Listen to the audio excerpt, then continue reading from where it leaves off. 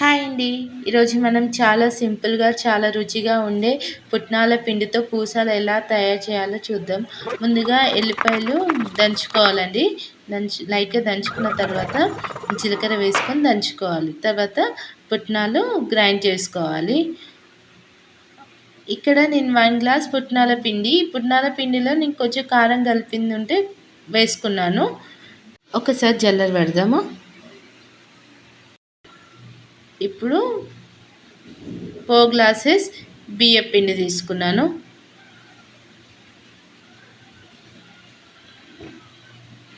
One glass పుట్నాల పిండికి 4 glasses బియ్యపిండి. ఇప్పుడు జల్లెడ పట్టుకోవాలి.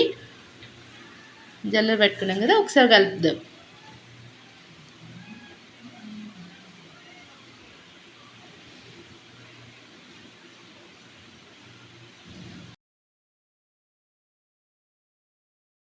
తాగినంత కారం వేయాలి.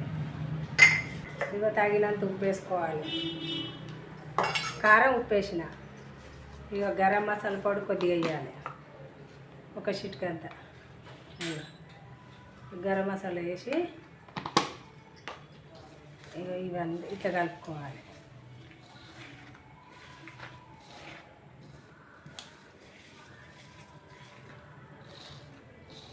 ఇట్లా కలిపి మనకు ఉప్పు కారం ఎట్లున్నది అనేది తెలుస్తుంది. ఉప్పు తక్కువ వేసుకోవచ్చు, కారం తక్కువ వేసుకోవచ్చు.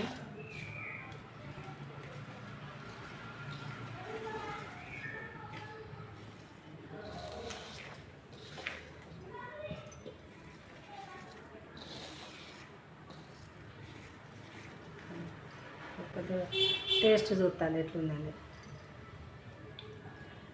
కొంచెం ఉప్పు పడుతుంది, కారం చాలు కానీ ఉప్పు పడుతుంది.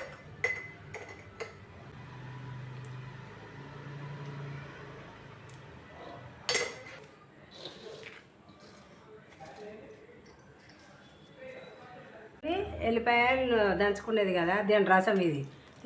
ఇదే జల్లెట్లకి ఇట్లా అడపోసి అడగొయ్యాలి. ఈ పొట్టుతోటి పోసినాం అనుకో పూసపావులల్లా తట్టుకుంటుంది, ఏమి ఉండద్దు. ఇట్లయితే పూస మంచిగా మళ్ళీ కొన్ని పోదు. గిట్లా గిట్లా అడపోసుకోవాలి. ఇక అడపోసుకున్న ఈ పిప్ప అనేది వారేయాలి. ఇక ఏం లేదు, రసం అంతా వచ్చింది. కలుగుతుంది చేతి కడుక్కొని పిండి తీసుకోవాలి.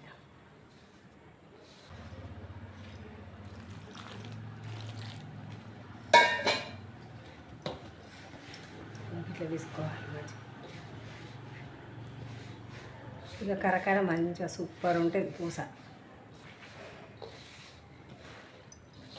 ఇక అవసరం ఉన్న వాళ్ళు కొద్దిగా పసుపు కూడా వేసుకుంటారు, కానీ ఇక పసుపు ఎందుకు మనకు బియ్య పిండితో అయితే కరకర ఉంటుంది, మంచిగా ఉంటుంది. కానీ పసుపు వేయండి.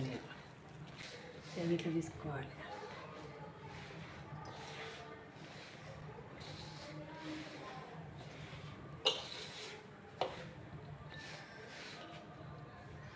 మళ్ళీ ఒకసారి చూద్దాం.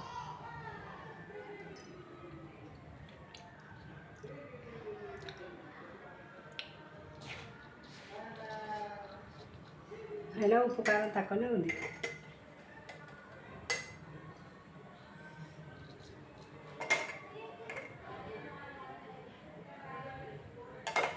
ఇట్లా చూసుకుంటా టేస్ట్ చూసుకుంటా వేసుకోవాలి. ఉప్పు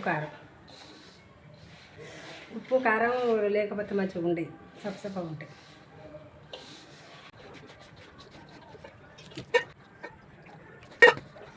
ముద్దకొచ్చిందా నాకు ఇట్లా వేసుకోవాలి. అయిపోయింది. ఇది కంచుడు పెట్టి పూసపావులో పోసి పెట్టి వస్తుంది, వస్తుంది.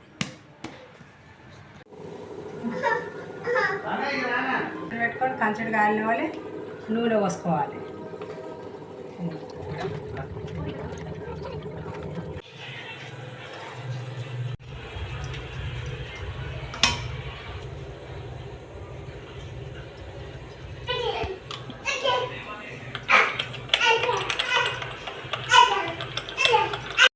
ఇప్పుడు పూసల్లా చేసుకోవాలని నూనె వేడైంది కదా, వేడెక్కినాక ఇప్పుడు పూసలు వేసుకుంటూ ఉండాలి.